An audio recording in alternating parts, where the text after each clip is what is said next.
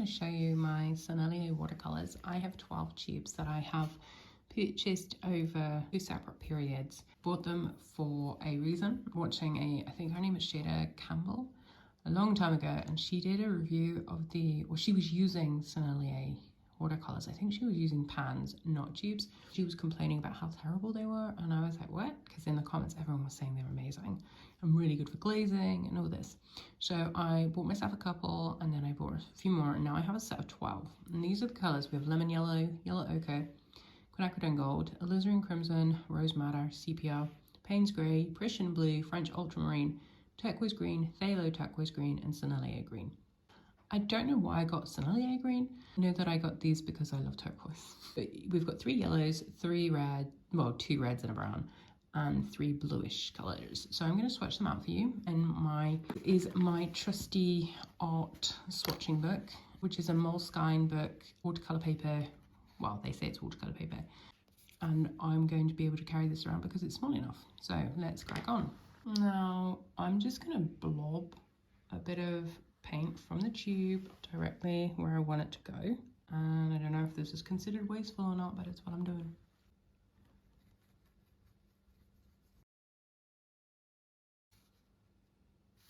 Oh, that's so pretty, isn't it? It's a nice cool yellow.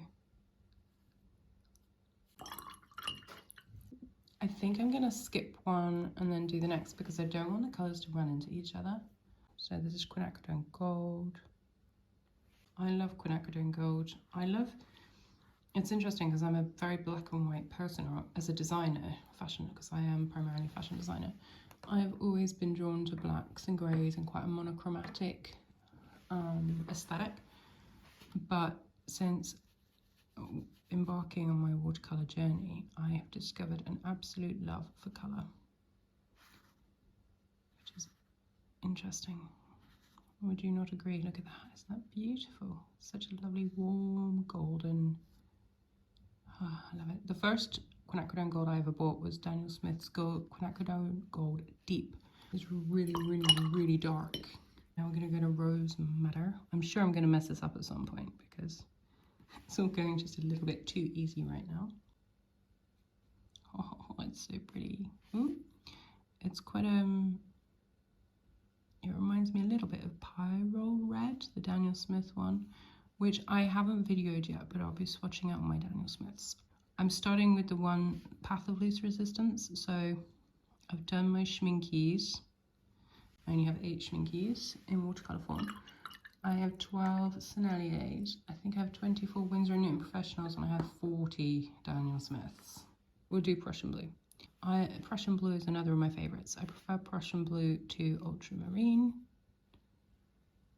Look at that, isn't that just, oh, so pretty.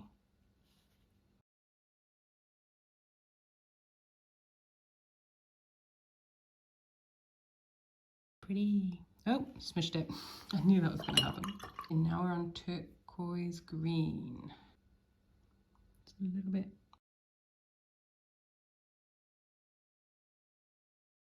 There we go, turquoise green.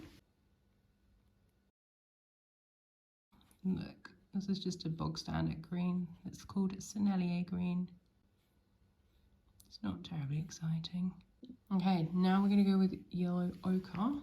Now, I've got multiple yellow ochres because I have taken some classes on portrait painting, and yellow ochre seems to be the one to blend or to mix with alizarin crimson and a bit of blue to get skin tones.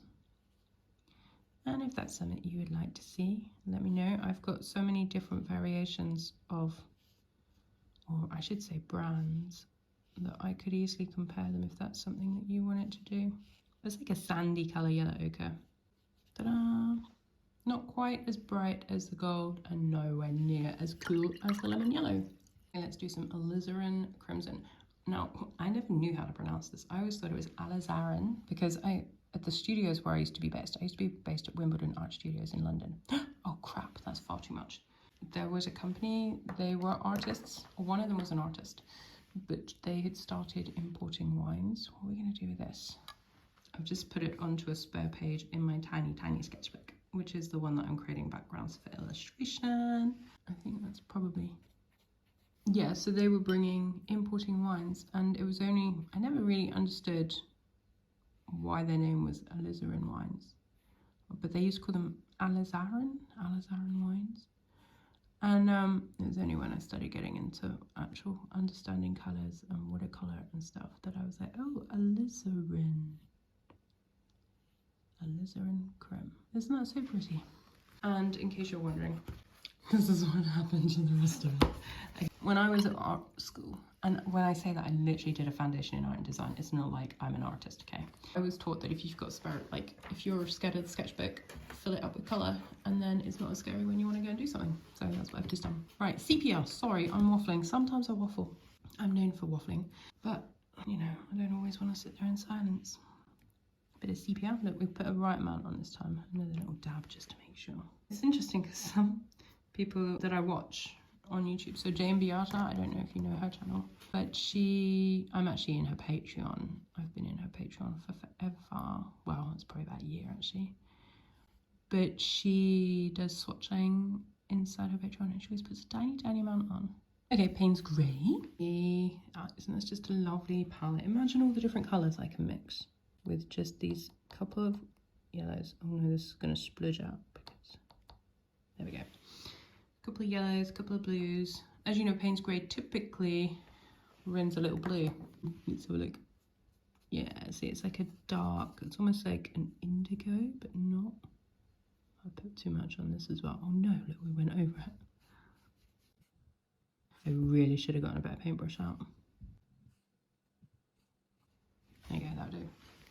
Then French ultramarine. Yeah, if you want to see me like do like colour charts, I love doing colour charts. I love doing swatching. My partner's always like, why don't you paint an actual picture? And I'm like, I do.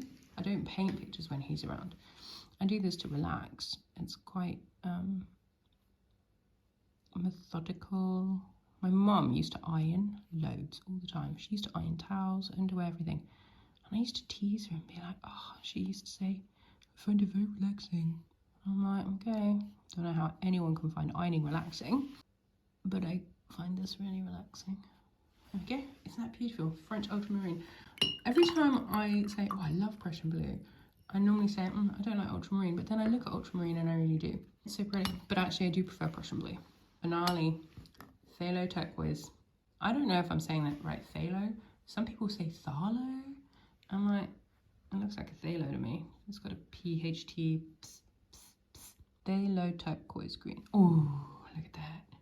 You can't even see it. It's just a black blob to you on the screen. But it's so pretty. You ready? You ready? You ready? Oh, isn't that beautiful? Look at that. Oh, yeah. Oh no, I spludged it. Gosh, I'm terrible. Right, for my next swatching, I promise I'll come with a proper sized paintbrush. I think I got carried away thinking that because the squares on this were bigger than the other ones I've done, I was like, it's gonna be fine. Is that beautiful? Hang on. I will change the camera so you can see them properly, friends. Okay. This might wobble a bit because I'm holding it with my left hand. Aren't they pretty? Some beautiful colours. And there is my muddy water. So I hope you enjoyed that. If you would like to see any other kind of swatching-y videos, let me know in the comments. I'm quite happy to create like a colour chart with the different yellows, blues and greens of the Senneliers. Just let me know. As I said, it's nice and relaxing. Thanks so much for watching. Take care of you, and I will see you in my next video. Bye.